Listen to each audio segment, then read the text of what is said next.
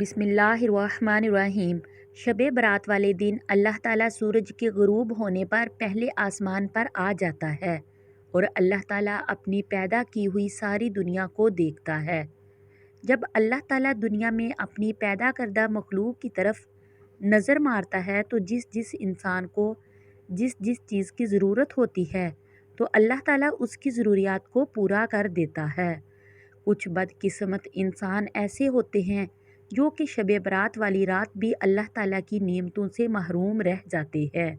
وہ کون سے لوگ ہیں؟ ہم آپ کو حدیث کے ذریعے بتاتے ہیں کہ وہ کون سے لوگ ہیں۔ حضرت عطار بن یسار فرماتے ہیں کہ شعبان کی 15ویں رات اللہ تعالیٰ روح کو قبض کرنے والے فرشتے کے ہاتھ میں پورے سال کی فہرست تھما دیتا ہے کہ کس انسان کو کس مقام پر اس کی جان لینی ہے۔ ملک الموت اللہ تعالیٰ کے حکم کی تعمیل کرتے ہوئے انسان کی روح قبض کرتا ہے۔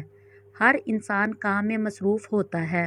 کسی کی خوشی کے موقع پر موت لکھی ہوتی ہے تو کسی کے غم کے دوران ہی روح قبض کر لی جاتی ہے، اور کسی کی تکلیفوں کو برداشت کرتے ہوئے موت لکھی ہوتی ہے تو اس کو تکلیفیں پہنچا کر اس کی روح کو قبض کر لیا جاتا ہے۔ حضرت عثمان بن محمد فرماتے ہیں کہ نبی اکرم صلی اللہ علیہ وآلہ وسلم کا فرمان ہے کہ اللہ تعالیٰ انسان کی عمریں ایک شب برات سے دوسری شب برات تک مقرر کرتا ہے۔ انسان کے ذہن و خیال میں یہ بات نہیں ہوتی ہے کہ اللہ تعالیٰ نے ان کا نام لکھ کر ملک الموت کے ہاتھ میں تھما دیا ہے۔ نبی اکرم صلی اللہ علیہ وآلہ وسلم کا فرمان ہے کہ شعبان کے مہینے کی 15ویں رات ہر اس انسان کی فہرست تیار کر کے ملک الموت کے ہاتھوں میں دی جاتی ہے کہ کس کس کی موت اس سال ہونی ہے اور کس کس مقام پر اس کی روح قبض کرنی ہے۔ حضرت ابو ہریرہ رضی اللہ تعالی عنہ ایک حدیث کو اس طرح سے بیان کرتے ہیں کہ نبی اکرم صلی اللہ علیہ وآلہ وسلم کا فرمان عالی شان ہے کہ شب برات کی رات اللہ تعالیٰ کے حکم کی تعمیل کرتے ہوئے حضرت جبرائیل میرے پاس تشریف لائے اور فرمایا، اے اللہ کے نبی صلی اللہ علیہ وآلہ وسلم، اپنے سر مبارک کو آسمان کی طرف اٹھائیے۔ میں نے جبرائیل سے پوچھا، اے جبرائیل، یہ کون سی رات ہے؟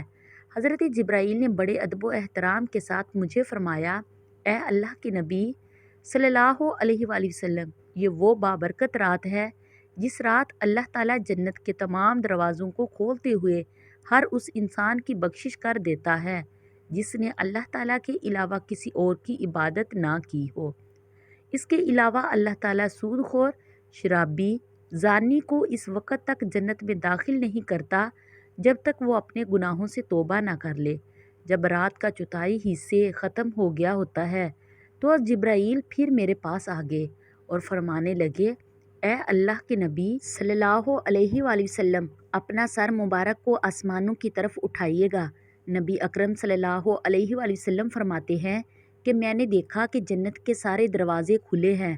جنت کے سارے دروازوں پر پہلے دروازے سے لے کر 5ویں دروازے تک ایک ایک فرشتہ کھڑا ہو کر یہ بات کہہ رہا تھا کہ خوشی ہو اس انسانوں کے لیے جنہوں نے اس رات اللہ تعالیٰ کی بارگاہ میں سجدے کیے، رکوع کیے، دعا کی، اللہ تعالیٰ کا ذکر کیا، اور جس انسان نے اللہ تعالیٰ سے ڈرتے ہوئے اس رات کو اپنی آنکھوں سے ایک آنسو کا قطرہ گرایا، اس انسانوں کو اللہ تعالیٰ نے معاف کر دیا ہے، ان کے سارے گناہوں کو بخش دیا ہے۔ چھٹے آسمان پر جنت کے دروازے پر ایک فرشتہ کھڑا یہ بات کہہ رہا تھا کہ خوشی ہو ان انسانوں کے لیے جو دین اسلام پر پکا یقین رکھتا ہے۔ 7ویں آسمان پر ایک فرشتہ کھڑا یہ بات کہہ رہا تھا کہ کوئی دنیا آخرت میں کسی انسان جس کے دل میں کوئی نیک تمنا ہو اس کی طلب کو پورا کیا جائے گا۔ 8ویں دروازے پر ایک فرشتہ کھڑا یہ بات کہہ رہا تھا کہ کوئی ہے جو اپنے گناہوں کی بخشش کروانا چاہتا ہے، اس کے سارے گناہوں کو معاف کر دیا جائے۔ یہ سارا ماجرا دیکھ کر حضرت محمد صلی اللہ علیہ وآلہ وسلم ہم نے حضرت جبرائیل سے دریافت کیا، اے جبرائیل، یہ جنت کے دروازے کب تک کھلے رہتے ہیں؟ حضرت جبرائیل علیہ السلام نے فرمایا کہ جنت کے دروازے صبح سورج نکلنے پر بند ہو جاتے ہیں۔ حضرت جبرائیل علیہ السلام نے مزید فرماتے ہوئے کہا کہ اس رات اللہ تعالیٰ بے شمار انسانوں کو جہنم سے نکال کر جنت میں داخل کر دیتا ہے۔ حضرت ابو بکر صدیق رضی اللہ تعالی عنہ سے مروی ہے کہ نبی اکرم صلی اللہ علیہ وآلہ وسلم نے فرمایا ہے کہ جب شب برات کی رات کا درمیانی وقت آتا ہے تو اللہ تعالیٰ اس وقت پہلے آسمان پر نازل ہوتا ہے۔ اس رات اللہ تعالیٰ سے بغض رکھنے والے اور اللہ تعالیٰ کے علاوہ کسی اور کی عبادت کرنے والے کی بخشش نہیں ہوتی، باقی سب کی بخشش اللہ پاک کر دیتا ہے۔ اگر اس رات اپنے رب کے حضور ندامت اشک کے آنسو بہائے اور ساتھ فریاد کرے، اپنے صغیرہ و کبیرہ گناہوں کے لیے معافی کا درخواست گار بنے، تو اس وقت بدحالی خوشحالی اور تنگی آسانی میں بدل جاتی ہے۔ بنی اسرائیل کے ایک بے حد گناہ گار شخص نے صرف توبہ کا ارادہ کیا، ابھی مکمل طور پر توبہ نہ کی، مگر نیت و ارادے کے سبب تقدیر بدل گئی اور جنت میں پہنچایا گیا۔ اگر آج حضور صلی اللہ علیہ وآلہ وسلم کی افضل امت کا ایک گناہ گار اور سرکش شخص توبہ کرے تو کیا اس کی تقدیر نہیں بدل سکتی؟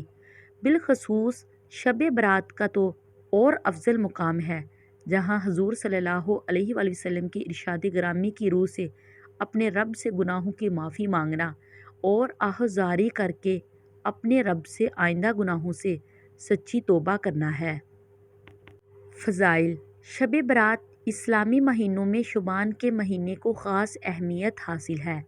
حضور اکرم صلی اللہ علیہ وآلہ وسلم نے ارشاد فرمایا، شعبان میرا مہینہ ہے، اس ماہ میں عبادت کرنے کا بے حد ثواب ہے۔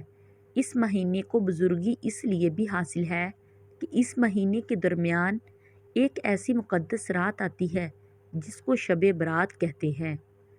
حضور اکرم صلی اللہ علیہ وآلہ وسلم نے ارشاد فرمایا کہ جب شعبان کی 15ویں رات ہو تو رات کو جاگا کرو اور اس کے دن میں روزہ رکھو۔ شعبان میں فضائل: درود شریف: رسول صلی اللہ علیہ وآلہ وسلم کا ارشاد ہے، جو شخص ایک بار مجھ پر درود شریف بھیجتا ہے، اللہ تعالیٰ اس پر 10 بار رحمت نازل فرماتا ہے۔ اس لیے دانشمند مومن کے لیے ضروری ہے کہ وہ ماہ شعبان میں غافل نہ رہے، بلکہ رمضان المبارک کے استقبال کی تیاری شروع کر دے، گزشتہ اعمال سے توبہ کر کے گناہوں سے پاک ہو جائے، ماہ شعبان ہی میں اللہ کے سامنے گرہ زاری کرے اور رو رو کر اپنے رب کو منائے۔